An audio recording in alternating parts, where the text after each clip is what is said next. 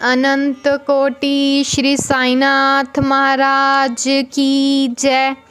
Team Sai पूजा की तरफ से सभी साईं भक्तों को मेरा नमस्कार। आज हम साईं बाबा की कृपा से श्रवण करेंगे अध्याय 37 चावड़ी का समारोह। इस अध्याय में हम सब कुछ थोड़ी सी वेदांतिक विषयों पर प्रारंभिक दृष्टि से समालोचना कर चावड़ी के भव्य समारोह का वर्णन करेंगे। प्रारंभ। धन्य है श्री साईं, जिनका जैसा जीवन था वैसी ही अवर्णनीय गति और क्रियाओं से पूर्ण नित्य कार्यक्रम भी। कभी तो वे समस्त सांसारिक कार्यों से लिप्त रहकर कर्मकांडी से प्रतीत होते और कभी ब्रह्मानंद और कभी आत्मज्ञान में मगन रहा करते थे। कभी वे अनेक कार्य करते हुए भी उनसे असंबंध रखते और यद्यपि कभी कभी वे पूर्ण निष्क्रिय प्रतीत होते, तथापि वे आलसी नहीं थे। प्रशांत महासागर की नाई सदैव जागरूक रहकर वे भी गंभीर, प्रशांत और स्थिर दिखाई देते थे। उनकी प्रकृति का वर्णन तो सामर्थ्य से परे है। यह तो सर्वविदित ही है कि वे बाल ब्रह्मचारी थे। वे सदैव पुरुषों को भ्राता तथा स्त्रियों को माता या बहन सदृश ही समझा करते थे। उनकी संगति द्वारा हमें जिस अनुपम त्राण की उपलब्धि हुई है, उसकी विस्मृति मृत्यु उपरांत न होने पाए, ऐसी उनके श्री चरणों में हमारी विनम्र प्रार्थना है। हम समस्त भूतों में ईश्वर का दर्शन करें और नाम स्मरण की रसानुभूति करते हुए हम उनके मोह विनाशक चरणों का अनन्य भाव से सेवा करते रहें, और यही हमारी आकांक्षा है। हेमाड पंथ ने अपने दृष्टिकोण द्वारा आवश्यकतानुसार वेदांत का विवरण देकर चावड़ी के समारोह का वर्णन निम्न प्रकार किया है। चावड़ी का समारोह। बाबा के श्यानगर का वर्णन पहले ही हो चुका है। वे एक दिन मस्जिद में और दूसरे दिन चावड़ी में विश्राम किया करते थे। यह कार्यक्रम उनकी महासमाधि पर्यंत तक चालू रहा और भक्तों ने चावड़ी में अनियमित रूप से उनका पूजन अर्चन 10 दिसंबर सन 1909 से आरंभ कर दिया। और अब उनके चरणाभुजों का ध्यान कर हम चावड़ी के समारोह का वर्णन करेंगे। इतना मनमोहक दृश्य था कि देखने वाला ठीक ठीक कर रह जाता और अपनी सुध-बुद्धि भूल जाया करता था। और यह दृश्य कभी हमारी आंखों से ओझल ना हो। और जब चावड़ी में विश्राम करने की उनकी नियमित रात्रि आती तो उस रात्रि को भक्तों के अपार समुदाय मस्जिद के सभा मंडप में एकत्रित होकर घंटों तक भजन किया करते थे। और उस मंडप के एक और सुसज्जित रथ खड़ा रहता और दूसरी ओर तुलसी वृंदावन, और सारे रासिक जन सभा मंडप में ताल, चिपलिस, करताल, मृदंग, खंजरी और ढोल आदि नाना प्रकार के वाद्य लेकर भजन करना आरंभ कर देते थे। इन सभी भजन आनंदी भक्तों को चुंबक की नाई आकर्षित करने वाले तो श्री साईं बाबा ही थे। मस्जिद के आंगन को तो देखो, भक्तगण बड़ी उमंगों से नाना प्रकार के मंगल कार्य संपन्न करने में संलग्न थे।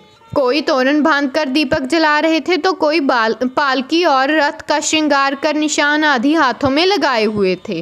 कहीं कहीं श्री साईं बाबा की जय जयकार में आकाश मंडल गुंजित हो रहा था। दीपों के प्रकाश से जगमगाती मस्जिद ऐसी प्रतीत हो रही थी मानो आज मंगलदायिनी दीपावली स्वयं श्रेणी में आकर विराजित हो गई हो। मस्जिद के बाहर दृष्टिपात किया तो द्वार पर श्री साईं बाबा का पूर्ण सुसज्जित घोड़ा श्याम सुंदर खड़ा था।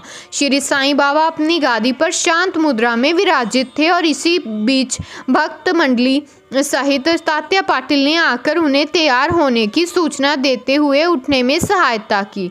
घनिष्ठ संबंध होने के कारण तात्या पाटिल उन्हें मामा कहकर संबोधित किया करते थे और बाबा सदैव की भांति अपनी कफनी पहनकर बगल में सटका दबाकर चिलम और तंबाकू संग लेकर कंधे पर एक कपड़ा डालकर चलने को तैयार हो गए। तभी तात्या पाटिल ने उनके शीश पर एक सुनहरा जरी का शेला डाल दिया। इसके पश्चात स्वयं बाबा ने धूनी को प्रज्वलित रखने के लिए उसमें कुछ लकड़ियां डालकर तथा धूनी के समीप के दीपक को बाएं हाथ से बुझाकर चावड़ी को प्रस्थान कर दिया। और अब नाना प्रकार के वाद्य बजने आरंभ हो गए।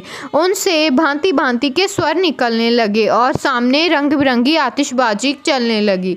नर नारी भांति भांति के वाद्य बजाकर उनकी कीर्ति के भजन गाते हुए आगे चलने लगे और कोई आनंद विभोर हो नृत्य करने लगा और कोई अनेक प्रकार के ध्वज और निशान लेकर चलने लगे।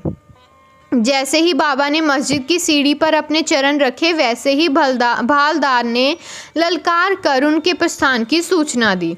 दोनों ओर से लोग चवर लेकर खड़े हो गए और उन पर पंखा झलने लगे। फिर पथ पर दूर तक बिछे हुए कपड़ों के ऊपर से समारोह आगे बढ़ने लगा। तात्या पाटिल उनका बायां तथा मालसापति दायां हाथ पकड़ कर तथा बापू साहेब जोग उनके पीछे छत्र लेकर चलने लगे। इनके आगे आगे पूर्ण सुसज्जित श्याम सुंदर चल रहा था और उनके पीछे भजन मंडली तथा भक्तों का समूह वाद्यों की ध्वनि के संग हरि और साईं नाम की ध्वनि जिससे आकाश गूंज उठता था उच्चारित करते हुए चल रहा था। अब समारोह चावड़ी के कोने पर पहुंचा और सारा जन समुदाय अत्यंत आनंदित तथा प्रफुल्लित दिखलाई पड़ने लगा।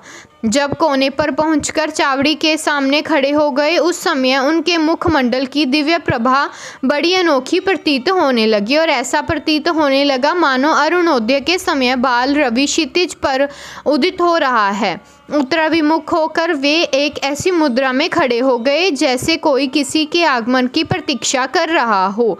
वाद्य पूर्वत ही बज रहे थे। वे अपना दाहिना हाथ थोड़ी देर ऊपर नीचे उठाते रहे और वादक बड़े जोरों से वाद्य बजाने लगे और इसी समय काका साहब दीक्षित गुलाल और फूल चांदी की थाली में लेकर सामने आया और बाबा के ऊपर पुष्प और गुलाल की वर्षा करने लगे। बाबा के मुखमंडल पर रक्तिम आभा जगमगाने लगी और सब लोग तृप्त हृदय होकर उस रस माधुरी का आस्वादन करने लगे और इस मनमोहक दृश्य और अवसर का वर्णन शब्दों में करने में लेखनी असमर्थ है। भाव विभोर होकर भक्त महालसापति तो मधुर नृत्य करने लगे, परंतु बाबा की अभंग एकाग्रता देखकर सब भक्तों को महान आश्चर्य होने लगा। एक हाथ में लालटेन लिए तात्या पाटिल बाबा के बाईं और आभूषण लिए महालसापति दाहिनी ओर चले। देखो तो कैसे सुंदर समारोह की शोभा तथा भक्ति का दर्शन हो रहा है। इस दृश्य की झांकी पाने के लिए सहस्त्रों नर नारी, क्या अमीर और क्या फकीर, सभी वहां एकत्रित थे। अब बाबा मंद मंद गति से आगे बढ़ने लगे। उनके दोनों ओर भक्तगण भक्ति भाव सहित संग संग चल रहे थे और चारों ओर प्रसन्नता का वातावरण दिखाई पड़ने लगा और संपूर्ण वायुमंडल भी खुशी से झूम उठा। और इस प्रकार समारोह चावड़ी पहुंचा और अब वैसा दृश्य भविष्य में कोई ना देख सकेगा। अब तो केवल उसकी याद करने, आंखों के मुख और उस मनोरम अतीत की कल्पना से ही अपने हृदय की प्यास को शांत करनी पड़ेगी। चावड़ी की सजावट भी अति उत्तम प्रकार से की गई। उत्तम बढ़िया चांदनी, शीशे और भांति भांति के हांडी, लालटेन, गैस बत्ती लगे हुए थे। चावड़ी पहुंचने पर तात्या पाटिल आगे बढ़े और आसन बिछाकर तकिए के सहारे उन्होंने बाबा को बिठाया और फिर उनको एक बढ़िया अंगरखा पहनाया और भक्तों ने नाना प्रकार से उनका पूजन किया और उन्हें स्वर्ण मुकुट धारण कराया तथा फूलों की मालाएं उनके गले में पहनाई और फिर ललाट पर कस्तूरी का वैष्णवी तिलक तथा मध्य में बिंदी लगाकर दीर्घकाल तक उनकी ओर ही निहारते रहे। उनके सिर का कपड़ा बदल दिया गया और उसे ऊपर ही उठाए रहे और क्योंकि सभी शंकित थे कि कहीं वे उसे फेंक ना दें, परंतु बाबा तो अंतर्यामी थे। उन्होंने भक्तों को उनकी इच्छा अनुसार ही पूजन करने दिया और इन आभूषणों से सुसज्जित होने के उपरांत तो उनकी शोभा अवर्णनीय थी। नाना साहेब निमोनकर ने वृत्ताकार एक सुंदर छत्र लगाया जिसका केंद्र में छड़ी लगी हुई थी और बापू साहेब जोग ने चांदी की एक सुंदर थाली में पाद प्रक्षालन किया और अर्घ्य देने के पश्चात उत्तम विधि से उनका पूजन अर्चन किया और उनके हाथों में चंदन लगाकर पान का बीड़ा दिया और उन्हें आसन पर बिठाया गया। फिर तात्या पाटिल तथा अन्य सब भक्तगण उनके श्री चरणों पर अपने अपने शीश झुकाकर प्रणाम करने लगे। जब वे तकिए के सहारे बैठ गए तब भक्तगण दोनों ओर से चवर और पंखे झलने लगे।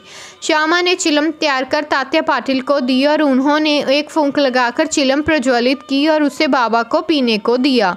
उनके चिलम पी लेने के पश्चात फिर वह भक्त महालसापति को तथा बाद में सब भक्तों को दी गई। धन्य है वह निर्जीव चिलम, कितना महान तप है उसका, जिसने कुमार द्वारा पहले चक्कर पर घुमाने, धूप में सुखाने और फिर अग्नि में तपाने जैसे अनेक संस्कार पाए हैं। तब कहीं उसे बाबा के कर स्पर्श तथा चुंबन का सौभाग्य प्राप्त हुआ।